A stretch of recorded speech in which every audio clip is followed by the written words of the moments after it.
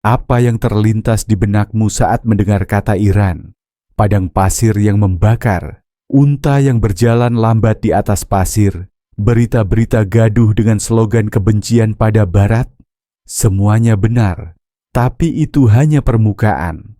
Tersembunyi di balik kisah sanksi dan foto-foto gurun yang terik, Iran juga punya pasar malam yang menjual mimpi bertahan hidup, pegunungan bersalju putih bersih, kafe hipster yang memancarkan kebebasan, dan anak-anak muda yang nekat merap tentang apa yang mereka yakini meski disensor. Di video kali ini, penjelajahan Elang mengajakmu masuk ke Iran yang jarang berani diceritakan. Tempat lampu metro menyala terang di atas gang-gang gelap, tempat orang menukar beras dengan obat, dan di mana undangan minum teh bisa meruntuhkan sekat-sekat politik. Tonton sampai akhir video, karena perjalanan ini akan selamanya mengubah cara pandangmu tentang Iran. Petualangan dimulai sekarang. Orang Iran tidak membenci kamu, mereka membenci politik. Kalau hanya melihat Iran lewat layar televisi, kamu mungkin mudah mengira ini negara penuh amarah, benci Barat, dengan spanduk Death to America di mana-mana. Tapi kamu akan terkejut kalau sekali saja menapakkan kaki di Tehran, Esfahan, atau Shiraz, karena yang menyambutmu biasanya bukan tatapan curiga, melainkan undangan minum teh. Aku masih ingat pertama kali jalan-jalan di Fakil Bazar di Shiraz. Aku baru menunjuk stoples rempah. Si pemilik toko langsung semangat mengajakku duduk di tikar, menuangkan segelas teh hitam kental, menambah sedikit kue kacang. Kamu dari mana?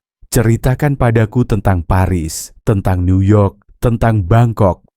Tanyanya, matanya berbinar seperti anak kecil. Saat itu aku baru paham. Orang Iran tidak membencimu, mereka hanya membenci kebijakan yang memutus mereka dari bagian dunia lainnya. Seorang turis Inggris pernah bercanda, "Ke Iran tapi tidak diajak minum teh? Pasti kamu lagi mimpi." Kedengarannya lucu, tapi benar adanya. Hampir semua turis Barat bercerita tentang 1001 undangan minum teh. Dari pemilik toko karpet, sopir taksi, hingga ibu-ibu yang duduk di trotoar sambil menggendong anak. Menolak undangan justru lebih sulit daripada menerimanya. Lebih dari 60% penduduk Iran berusia di bawah 35 tahun. Mereka tumbuh besar di masa internet disensor, berita Barat diblokir, visa kuliah di luar negeri susahnya minta ampun. Jadi satu kisahmu tentang dunia luar, jalanan Paris, musim dingin Tokyo, lagu pop Amerika, sudah cukup membuat mereka merasa dekat pada sesuatu yang lama dipisahkan. Dan di Iran, yang kadang penuh slogan keras, hal yang paling membuatku betah tetaplah segelas teh hangat berisi kebaikan yang sunyi. Kalau suatu hari bisa duduk minum teh dengan orang Iran, apa pertanyaan pertamamu untuk mereka? Perempuan Iran, aturan dan perlawanan. Di Iran, beberapa helai rambut yang terlihat bisa menjadi alasan seorang perempuan dipenjara, diinterogasi, atau menghilang di tengah malam. Setelah kematian Mahsa Amini pada 2022, pemerintah Iran semakin memperketat kewajiban perempuan untuk mengenakan hijab. Pada 2024, Undang-Undang baru Hijab dan Kesucian disahkan, memungkinkan hukuman penjara hingga 15 tahun atau denda ratusan juta toman hanya karena dianggap berpakaian tidak pantas. Kamera pengawas, drone, bahkan aplikasi ponsel digunakan untuk memantau dan melaporkan perempuan yang melanggar. Ribuan perempuan telah ditangkap, ratusan orang dipukuli dan divonis bersalah, meski mereka hanya ingin hidup sebagai manusia biasa. Meski lebih dari 60% mahasiswa universitas adalah perempuan, kurang dari 20% yang diizinkan masuk ke dunia kerja. Mereka pintar, tetapi terkungkung aturan, dicap tidak bermoral, hanya karena melepas sehelai kerudung. Di Iran, perempuan bukan hanya dipaksa hidup dalam ketakutan, Mereka harus bertahan dalam diam di tengah masyarakat yang menganggap kebebasan mereka sebagai ancaman. Menurutmu, apakah perempuan Iran layak mendapatkan kebebasan seperti yang kamu nikmati? Kamu pikir Iran hanya sampai di sini? Masih ada sisi gelap lain dan kisah-kisah yang belum pernah terungkap. Lanjutkan menonton, karena kamu tidak mau melewatkan apa yang tersembunyi di balik tirai prasangka ini. Generasi muda Iran dan pemberontakan sunyi di internet. Pada siang hari, kamu akan mudah menemukan kafe kecil di Teheran. Dindingnya penuh grafiti warna-warni, meja kayu berjejer rapat, mahasiswa duduk bergerombol, satu telinga tersambung earphone, satu tangan menggeser ponsel, satu tangan mengetik di laptop. Dari luar, tak ada yang mengira di tempat ini tersembunyi sebuah pemberontakan sunyi. Aku bertemu Navid, mahasiswa teknik 21 tahun, yang suka rap underground. Siang kuliah teknik, malam dia bersembunyi di studio mini dari papan kayu dan busa peredam. Dia menulis lirik rap dalam bahasa Farsi, bercerita tentang hal-hal yang tak berani dia teriakkan di jalan, mulai dari sanksi, sensor, sampai teman-temannya yang dilarang kuliah hanya karena berani membagikan foto demo. Kalau tidak bisa turun ke jalan, orang Iran menembus dunia lewat Wi-Fi, kata Navid sambil menunjuk laptop tuanya yang selalu terhubung VPN 24 jam. Di Iran, memakai VPN sudah jadi hal lumrah. Data tahun 2023 menunjukkan 7 dari 10 orang Iran menggunakan setidaknya satu alat untuk menerobos blokir internet demi membuka Instagram, mengunduh musik, membaca berita, atau sekadar bisa mengatakan apa yang mereka pikirkan. Kafe-kafe hipster di Teheran, Mashhad, atau Isfahan kini jadi pemancar kebebasan yang tak terencana. Generasi muda Iran tetap tertawa, tetap selfie, tetap mengunduh beat rap dari SoundCloud, lalu diam-diam menyebarkannya lewat grup Telegram. Siapa bilang Iran tertutup? Terkadang pintu menuju kebebasan tidak terletak di jalan, tetapi di telapak tangan, di bawah sinyal Wi-Fi yang lemah, tapi tak pernah benar-benar padam. Apa yang akan kamu lakukan kalau hidup di tempat di mana internet diblokir setiap hari? Iran dan identitas Persia yang sering disalahpahami sebagai dunia Arab. Kesalahan paling umum saat orang membicarakan Iran adalah menyebutnya negara Arab. Padahal kenyataannya Iran bukan Arab, dan orang Iran pun tidak mau dicap demikian. Iran adalah Persia, tanah ribuan tahun kekaisaran, puisi, permadani sutra, dan bahasa sendiri, Farsi. Aku masih ingat saat tersesat di pasar Persia di Shiraz, bau rempah pedas menyengat. Suara para pedagang bergema di bawah kubah bata tua. Di kios permadani, si pemilik toko dengan bangga membentangkan corak-corak Persia yang memukau. Lalu sambil menuang teh, dia perlahan menjelaskan padaku. Kami memakai huruf Arab, tapi kami tidak berbicara bahasa Arab. Seperti kalian orang Vietnam menulis dengan huruf Latin, bukan berarti kalian orang Prancis. Kalimat itu membuatku tertegun, karena memang benar. Iran adalah mosaik berwarna, mayoritas orang Persia, ditambah orang Azeri, Kurdi, Lur, Arab minoritas, bahkan ada komunitas Armenia, Turkmen. Semua membentuk Iran dengan 80 juta jiwa, tapi punya lebih dari 10 kelompok etnis, lebih dari 6 bahasa lokal yang diakui.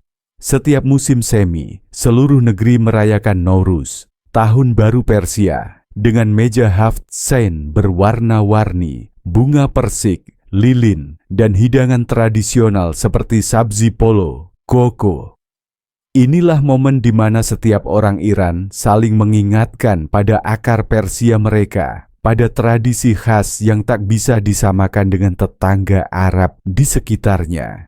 Yang membuat Iran menarik bukan cuma permadani kuno atau pasar rempahnya, tetapi cara mereka menjaga identitas Persia selama ribuan tahun di tengah gejolak Timur Tengah yang tak pernah benar-benar tenang. Iran bukan hanya padang pasir. Banyak orang kalau mendengar Iran pasti langsung membayangkan gurun pasir kuning, unta berjalan pelan, melewati bukit pasir kering. Tapi kalau kamu pernah menjejakkan kaki ke sini, kamu akan melihat Iran adalah lukisan alam yang penuh kejutan. Ada pegunungan bersalju, hutan hujan, laut biru jernih tak kalah cantik dari pulau-pulau Eropa. Aku masih ingat pernah menyetir lebih dari 40 menit keluar Teheran, meninggalkan asap knalpot dan jalanan macet, hanya untuk benar-benar merasakan salju di Dizin, salah satu dari lebih 20 resor ski besar kecil di Iran. Di lereng gunung berselimut salju putih, sekelompok anak muda mendirikan tenda, menyalakan panggangan BBQ, selfie di tengah angin dingin. Beberapa jam sebelumnya, mereka masih berdesakan di metro Teheran. Kini tertawa meluncur bebas di lereng, seolah kata sanksi tak pernah ada. Lebih ke utara, pegunungan Alborz membentang panjang. Musim dingin saljunya bisa menebal lebih dari 2 meter, menutupi atap-atap rumah desa salju Kandovan. Tempat orang tinggal di rumah batu yang dipahat ke gunung, mirip Kapadocia di Turki. Hanya saja lebih sepi dan alami. Saat musim panas datang dengan panas gurun yang membakar, orang Iran ramai-ramai pergi ke Pulau Kish yang dijuluki Maladewa kecil di Teluk Persia. Lautnya begitu biru hingga kamu bisa menyelam, melihat terumbu karang, naik jet ski, makan seafood segar, lalu berbaring di pasir mendengar ombak seolah di pantai Mediterania manapun. Satu fakta yang jarang orang tahu, Iran punya lebih dari 2.400 km garis pantai. Di satu sisi Teluk Persia yang hangat sepanjang tahun, di sisi lain pantai Laut Kaspia yang hijau sejuk, layaknya Eropa di musim panas. Dan di suatu tempat, di antara gunung bersalju, laut biru, dan hutan lebat di utara, kamu akan sadar Iran bukan hanya gurun dan unta, melainkan seluruh dunia warna-warni yang diam-diam tersembunyi di balik debu prasangka yang selama ini kita tempelkan pada mereka. Rahasia malam pasar malam gelap. Kalau siang hari Teheran ramai dengan jalanan, kafe hipster, dan gedung pencakar langit, maka saat malam turun, kota ini memperlihatkan sisi gelap yang tak selalu dilihat turis. Aku pernah diajak seorang teman Iran masuk ke pasar malam ini. Mereka menyebutnya pasar gelap, tapi bagiku, ini lebih mirip pasar harapan. Di sini, aku melihat seorang ibu menggendong anak, berdiri menunggu di samping kotak kayu, menukar beras dengan sekotak obat flu. Seorang bapak parubaya membawa jam tangan bekas, ditukar dengan sekotak antibiotik untuk istrinya yang baru keluar rumah sakit. Di atas meja, di antara kantong beras, gula, bahkan ada botol obat bertuliskan Made in USA. Barang mewah yang karena sanksi berubah jadi komoditas selundupan berharga layaknya emas. Seorang sopir yang mengantarku keluar pasar berbisik, "Di sini kami tidak takut bom jatuh. Kami cuma takut kekurangan obat." Saat inflasi naik, orang bukan cuma jual beli emas, mereka juga menjual mimpi untuk tetap hidup. Menurut data WHO, setiap tahun Iran masih harus mengimpor hingga 60% obat-obatan khusus lewat jalur tak resmi. Karena sanksi berkepanjangan membuat banyak obat kanker, jantung, diabetes jadi barang langka. Uang pun belum tentu bisa membelinya. Di tengah Teheran yang gemerlap, masih ada tawar-menawar diam-diam di samping kantong obat yang diselipkan ke koper, motor atau ransel. Orang-orang berbagi sebutir pil, berbagi harapan kecil bahwa besok pagi demam akan turun, batuk akan reda. Dan di pasar malam tanpa nama itu, aku melihat Iran yang keras tapi tangguh, tempat orang berdagang. Tapi barang termahalnya adalah keyakinan bahwa besok masih ada peluang untuk hidup. Bagaimana menurutmu? Kalau suatu malam kamu harus diam-diam membeli obat untuk anak di pasar malam seperti ini. Kalau ada yang ingin kamu bagikan, tulis di kolom komentar. Karena kadang, hal yang paling kita butuhkan hanyalah didengar. Sanksi and barter. Di Iran ada hal-hal yang tak bisa dibeli dengan uang, melainkan dengan harapan, kesabaran dan barang-barang yang kadang tampak tak berkaitan. Aku ingat suatu kali mengikuti seorang teman Iran mengunjungi keluarganya di pinggiran Tehran. Di dapur kecil, lampu kuning menyorot meja makan pas-pasan untuk 4 orang. Sang ibu membolak-balik beberapa strip obat di dalam kotak kaleng tua. Dia berkata pelan, "Di sini, obat lebih penting dari uang tunai. Seringkali kami tak bisa beli, jadi harus barter." Sang suami mengeluarkan sebungkus beras baru, bercerita, minggu lalu dia menukar beras dan sedikit gula demi mendapat obat flu untuk anaknya yang sedang demam tinggi. "Kami tidak takut bom, kami takut kehabisan obat." Kedengarannya seperti bercanda, tapi ini nyata. Di Iran, di mana sanksi makin ketat, banyak obat impor menjadi barang mewah yang kadang uang pun tak sanggup membayar.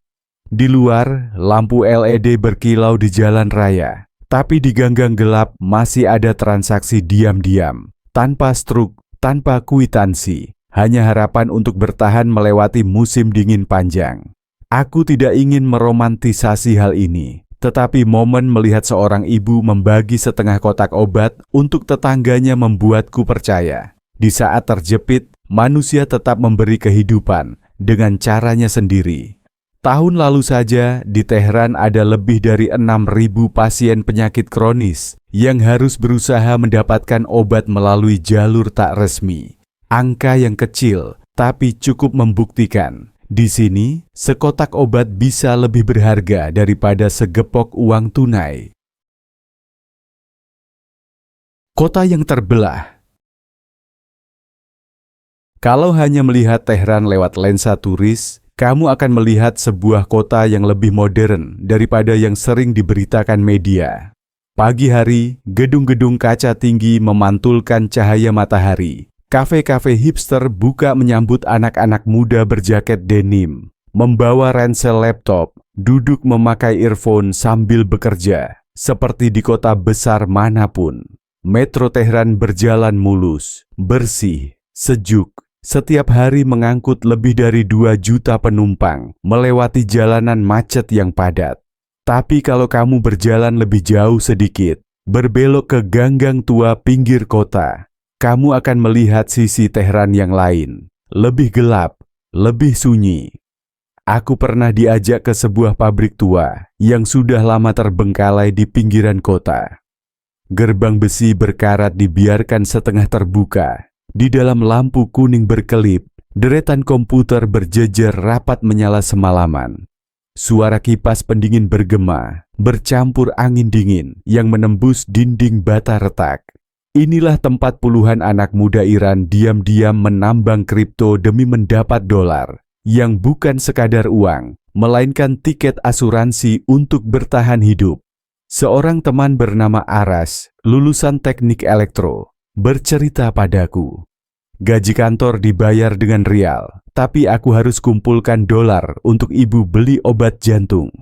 $1 di Iran bukan hanya uang, itu peluang bertahan hidup.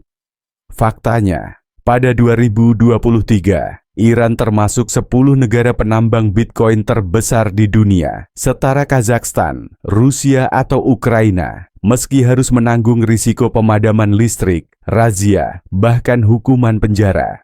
Kota ini terbelah dua, terang dan gelap, legal dan ilegal, modern dan bertahan hidup. Tapi semua berdetak dalam irama yang sama, berusaha bertahan dengan mimpi hidup yang masih tersisa. Bagaimana pendapatmu kalau kamu harus bersembunyi di malam hari, hanya demi menambang beberapa dolar untuk masa depan?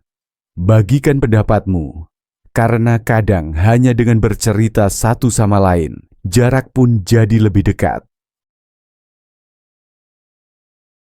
Infrastruktur yang mengagumkan. Kalau kamu hanya mendengar Iran dari kisah sanksi atau konflik, mungkin kamu sulit percaya negeri ini tetap gigih membangun hal-hal paling mendasar bagi hidup manusia. Infrastruktur dan layanan kesehatan.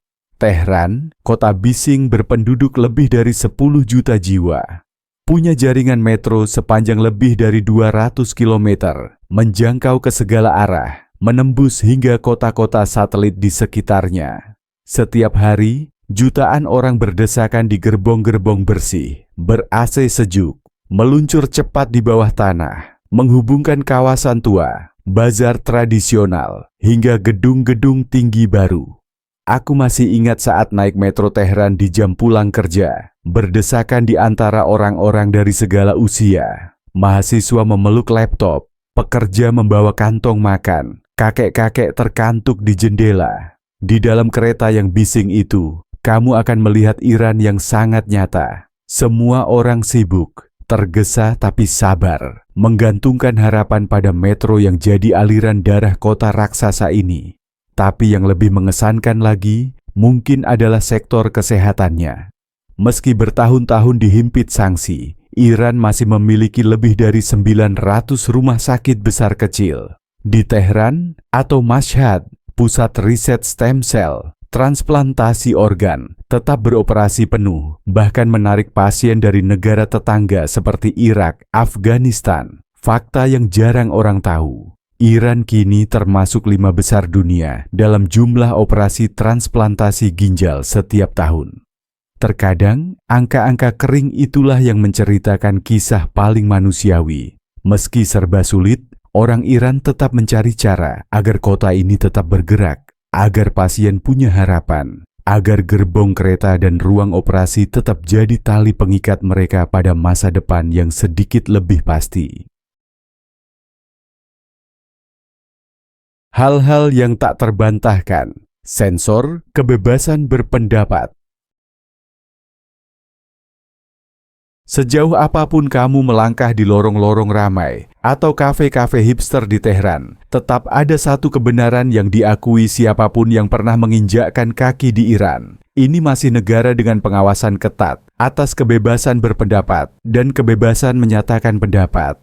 Aku pernah duduk minum teh bersama Amir, seorang jurnalis lepas. Dia bercerita, terakhir kali dia menulis artikel yang mengkritik kebijakan harga listrik, artikelnya hilang hanya 30 menit setelah terbit.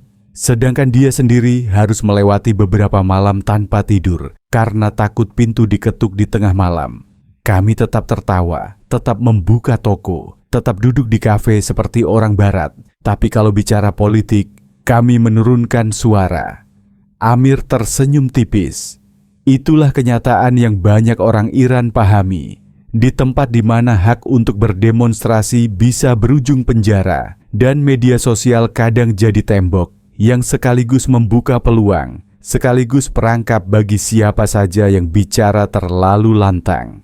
Tahun 2022, dunia sempat gempar ketika protes besar pecah setelah kematian Mahsa Amini, gadis muda yang tewas setelah ditahan karena diduga melanggar aturan hijab. Lebih dari 500 orang tewas, ribuan lainnya ditangkap. Itu bukan sekadar angka dingin, tapi kisah keluarga yang kehilangan orang-orang tercinta hanya karena mereka berani turun ke jalan untuk mengatakan apa yang mereka yakini. Tapi yang istimewa di Iran adalah, meski takut, banyak orang tetap memilih keluar dari zona aman. Di balik pagar sensor, mereka tetap mencari cara untuk mengirim pesan, menulis rap, berbagi foto agar cerita mereka tidak tenggelam. Dan mereka masih berharap, suatu hari nanti, obrolan itu tidak perlu lagi dibisikkan di atas secangkir teh panas di malam hari. Sisi gelap Iran, negara paling berdosa di dunia yang tak pernah diberitakan media.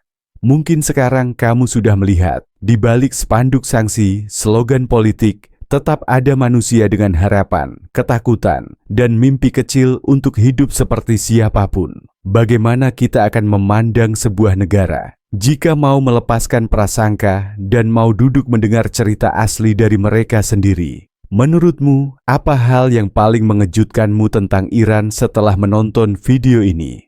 Bagikan di kolom komentar. Siapa tahu kisahmu membuka sudut pandang baru. Dan kalau kamu ingin terus menjelajah tempat-tempat yang sering disalahpahami seperti ini, jangan lupa klik subscribe Penjelajahan Elang agar kamu tidak ketinggalan perjalanan berikutnya.